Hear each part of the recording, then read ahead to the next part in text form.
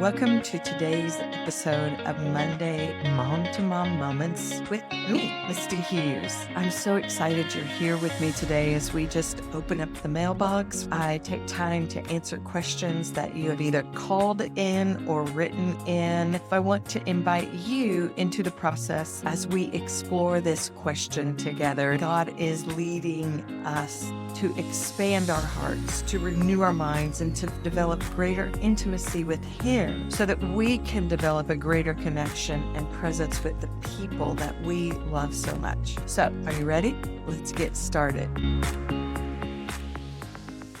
The question is, Misty, how do you stay focused on your version of success, especially in season where your kids were young? Well, it would seem that my first question back to you would be, what is your version of success? And that's where it started for me. You see, when I was married and I had little kids, I was really pursuing the heart of God. I was going hard after God. My version of success was, here I am, Lord. Send me. I wanted to be sent to the highways and byways. I wanted to shout it from a mountaintop. I wanted to advance the kingdom, and I wanted to be used by God to do so. But the problem was, it didn't seem that God was using me. Every door I knocked on, every path I went down was a closed door, was a path that led me back to where I started. I got so frustrated. That was what I considered to be a successful me. Now, your version of success may be different than what my version of success was at that time. You might want to build a business. You might want to help provide by financial stability, resources, or freedom for your family. You may want to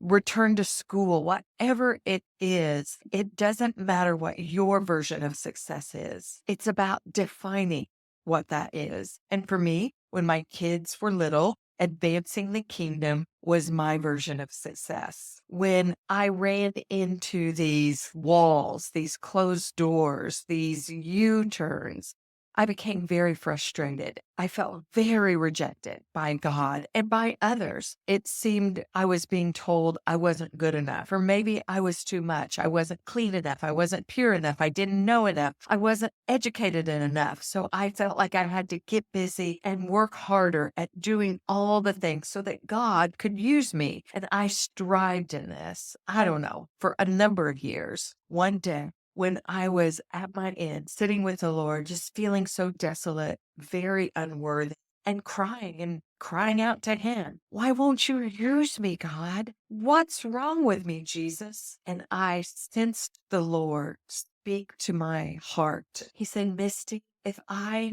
never commission you to go out into the world, if I never give you a platform to speak off of, if all you do is minister to your children, to teach your children and train them and equip them to know me, is that enough? Is it enough for you to spend your life pouring into the very ones that I've given you right there in your own little Jerusalem? Well, as you can imagine, I was cut to the core. Wow. I want to be out there. I want my Judea and all the world expanding the kingdom. God has given me 4 moldable hearts right here in my home. And I had to ask myself, is that enough? The Holy Spirit reminded me of a passage. For what will it profit a man if he gains the whole world? Wealth, fame, success, advances the kingdom, can speak with the tongues of angels and men, but forfeits his own soul, or has not love. I combined a couple verses there. You couldn't tell. I thought about my children in regards to this. If I'm able to share the good news of who Jesus is and empower hundreds and thousands of women and children to know the leadership of God, but I forfeit the soul of my kids in the process, is it worth it? I had wanted my own version of success or the world's version of success, and God had a completely different version. I hadn't taken the time to ask my Father, who was my shepherd and my good leader. So, beloved mom, I want to ask you to consider this question. What is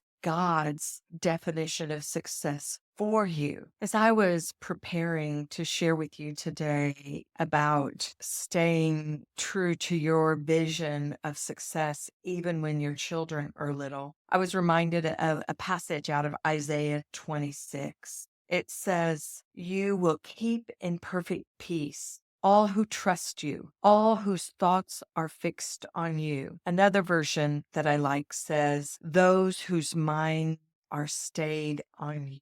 Beloved, I think that I got frustrated, dissatisfied, lost a sense of peace in the season of my life when my children were young because my version of success did not align with what God's version of success was for me in that season. My version seemed right. It seemed good. It was all about Jesus and advancing the kingdom, but it wasn't in alignment with what his version of success was for me and our family at that time. And here's the amazing thing, that as my children grew and I got into full-time ministry with children, I found myself sharing the good news of Jesus, equipping children to know the voice of the Lord, equipping parents and educators to train up children to know God's voice and God's leadership, how to study the word. I got to do that for thousands of people over the years. And then I got to do it for thousands of moms over the years. And beloved, I'm still about my Father's business. So that is the good news. It wasn't that my heart or my intent was evil. And as a believer, I know your heart and your intent is not to do harm, but it's to do good, to follow after God's heart. I just want to encourage you to ask the Lord what his version of success is for you in this season of life when your children are little, and be willing to follow after his leadership, trusting in the Lord and leaning not on your own understanding. And when your mind is stayed on him, he will bring you into perfect peace. Beloved, it doesn't mean that everything will be all rosy and happy, that the furnace won't go out, your car won't break down, you won't have a flat tire, you won't miss an appointment. It just means that we can walk in perfect peace when the Lord is our shepherd and he is truly leading and guiding us in the way we should go. Well, marvelous mom, that's a wrap for today. I hope you were encouraged, maybe challenged and uplifted, but I do want to remind you that you are not alone on this journey. If you are struggling with discerning God's leadership, but with hearing his voice, I have some great coaching packages that will help you discover, define, and develop the beauty of who God's created you to be in this season of life, and will empower you to truly live, lead, and love from a flourishing heart. Just reach out for a 30-minute free discovery call, and we can determine together if coaching is right for you. In the meantime, keep shining your light. Don't hide under a bush. Oh no,